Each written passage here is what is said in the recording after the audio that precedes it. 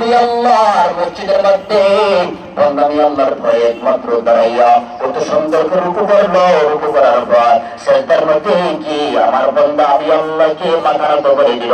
আমি আল্লাহ তোমাদের সমস্ত ফেরেশতাদেরকে সাক্ষী রেখে বললাম, তোমরা জানিয়ে রাখো ফেরেশতারা, আমার বান্দার জীবনে যত গুনাহ আছে সেজদার বিনিময়ে সব গুনাহ ক্ষমা করে দিলাম।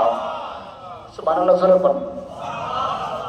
নবী বলেন قال رسول الله صلى الله عليه وسلم سجدة واحدة خير من الدنيا وما فيها।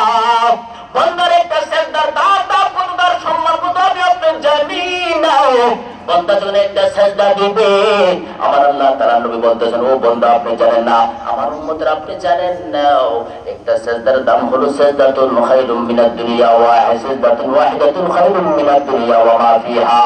দুনিয়া এবং দুনিয়ার মধ্যে যা কিছু আছে এর থেকে সমস্ত থেকে আরো হাজার গুণ সম্মান, হাজার গুণ দাম হলো আমি আল্লাহ তাআলার দরবারে একটা সিজদা করে কন্যা সুবহানাল্লাহ। এক একটা সিজদার দাম আল্লাহ